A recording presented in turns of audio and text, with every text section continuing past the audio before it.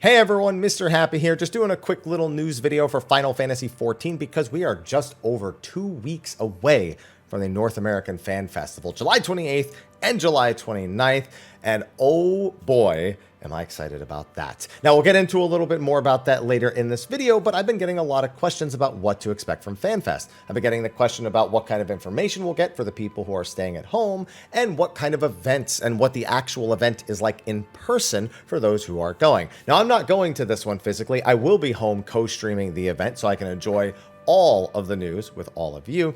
But for the question of what to do while you're there, outside of the usual Vegas stuff, which I highly recommend you make plans for in advance, we do actually now have a stage and stream schedule. So because this is going to be important to me, I haven't looked at it yet. I figured I'd make a video going over those things so we can kind of get an idea of what my plans are going to be like, and if you're going, what you can expect.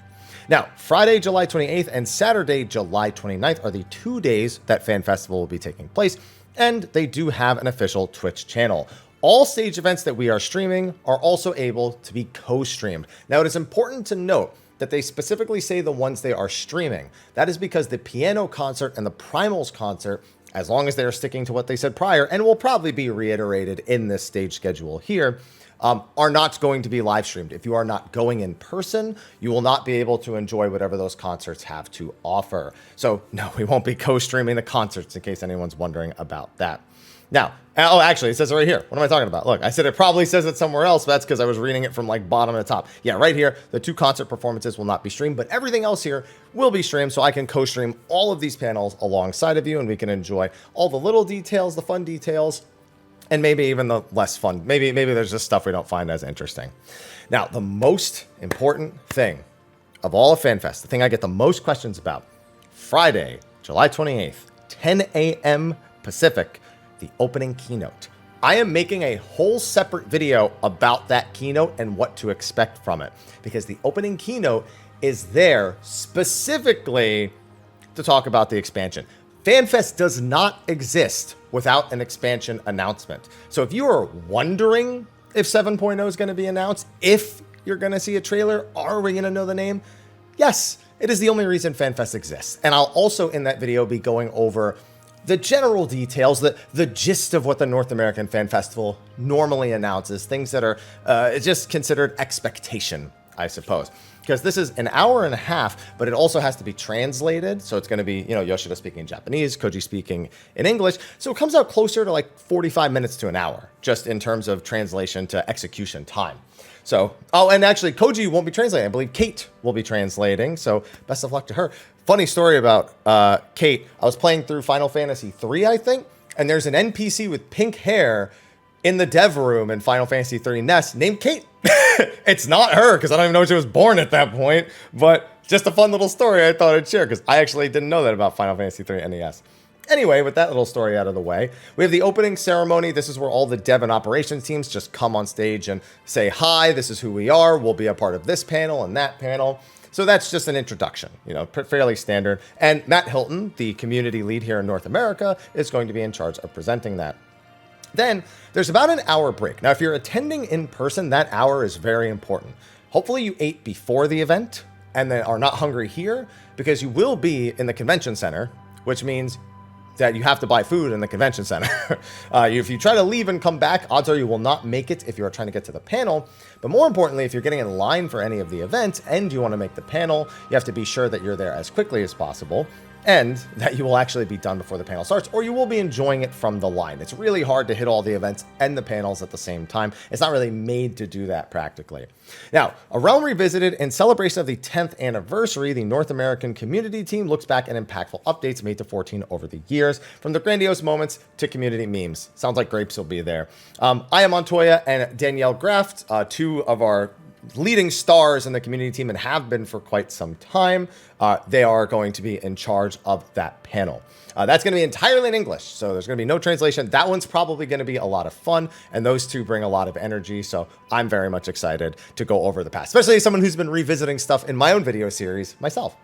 Now, right from that point on, they are going to move into, beginning from the end, the annotated Endwalker. Join members of the development team as they look back on the creation of Endwalker, and that one has Ishikawa, so I'm sure people are going to want to hear more about that, alongside, of course, Yoshida himself, and that will be dual language, English and Japanese. Then there will be an hour break before the Glamour to Life cosplay walk happens, and that's once again going to be hosted by Aya and Danielle. And that's the cosplay contest. I mean, it's everyone's going to be walking on stage. And specifically, it's the walk. It's not the contest. It's just the walk. They're just showing off a bunch of cosplays. So if you just want to see people's creations, that's what that hour is going to be. And that's going to be it for the things that can be co-streamed. Then if you're there in person at 7 p.m. to 8 p.m., you can enjoy Keiko's piano performance. Soken, of course, will be there. Matt Hilton will be there as well. And for those of you in person, enjoy. All the concerts are great, and this one's no different. You've seen the memes that have come from Keiko and Soken's last outing together. No reason not to expect more of that in person. Now, Saturday, the next day, things start off at 10 a.m. again, and we have a letter from the producer live. This also had its own separate post on the Lodestone, and that is going to be about 6.5 Part 1. Now, you might be wondering how I know that, because it doesn't mention that here. Well, fortunately, if we go over here, you can see patch 6.5 Part 1. It's not on 6.45, which I was predicting to be July 18th, and I'm still hoping it's July 18th, because if it's not July 18th, and we don't know that as of the recording of this video, there's no like maintenance post or anything, that's concerning, because if they do it the following week, it's a few days before FanFest. If they do it the week after, it's a few days after FanFest, both of which I think are too close to FanFest, especially for anyone traveling. And finally, if they do it a week after that, that's like 11 weeks after patch. Not that I think they particularly care. This is a very early live letter for a Part 1. We probably won't see another live letter for at least 7 weeks after this, 6 or 7 weeks after this. But all the same, no big deal. So yeah, 10 a.m., that's going to be the letter from the producer live. Like, I know that that's like 78, but when I read it, that is 78, right? It's just LXXVIII. It's too much. Yeah, that's just 6.5 Part 1. Then there's going to be the PvP Regional Championship. Now, when I last saw an in-person PvP tournament for Final Fantasy XIV, it was when it was the Feast. Now we have Crystalline Conflict. And I got to say, even if I'm not always a super big fan of 14's PvP, I love the live competition aspect of it, and I always feel like the casters and the people who bring their talent to the table with this have done phenomenal. They have Frosty and Brian as their main shoutcasters, and of course Yoshi P and Aya will be there hosting as well. And honestly, Crystalline Conflict has been great to watch, and I'm really excited to see that. So I'm going to be looking forward to that 2-hour block in particular. Now, speaking the language of creation, Kate's actually going to be one of the main presenters on this one. English localization lead Kate, I don't want to try saying your last name, Swinar? It's got to be Swinar, right? I'm sorry, Kate, offers a glimpse behind the scenes into how the team uses language to give life to 14's myriad realms and the key role of collaboration in bringing Endwalker's expansive story to global audience. Koji Fox will be there for some reason. Yeah, I'm sure it's just for some reason, not like he had anything to do with it at all. You know what I'm saying? And Matt will be there. This is entirely in English, this panel. Very surprising to see the number of English-only panels. I mean, I get it because, it's a North American event, but I am used to most of the panels being kind of mixed language, so it's just kind of surprising. And then the final thing is the Primals concert, which, we can't co-stream. So those are all of the panel events. On top of that, there are going to be stage events. We know that there's going to be the battle challenge for Asura. There's probably going to be some other stuff there as well. Normally they have maybe a PvP station, maybe like a dungeon or an extreme trial roulette, where they actually like debuff you based on like an actual roulette wheel.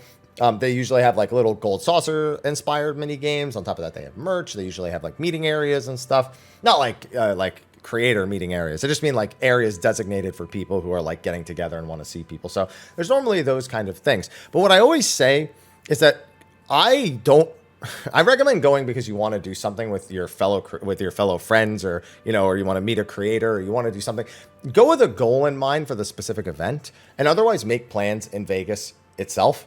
Because in my opinion, I'm not too interested in most of the actual live stuff. I haven't been in the previous years that I've gone, and I've really just gone in order to connect and interact with as many people as possible. Now, that's from a creator side, but I hear a lot of the same things echoed from people who go with their free companies or their friends or their significant others, where it becomes more like a mini vacation that's Final Fantasy XIV centric, but not Final Fantasy XIV focused, because at the end of the day, you're in Vegas. Have some fun. And I think that'll be the case for this event as well. But those are the panels we have, and I will be co-streaming alongside the entire event for those of you who are not going in person. So be sure to follow over on the Twitch stream and just celebrate all the news and discussion that we'll probably be having the entire time. But anyway, that's going to be a wrap for this video. Be sure to like, favorite, subscribe, and share. Stay tuned for that what to expect from the keynote video. That's going to be coming on Friday, July 14th. And yeah, that's it. Thanks for watching, and I'll see you all in the next video. Until then, bye-bye.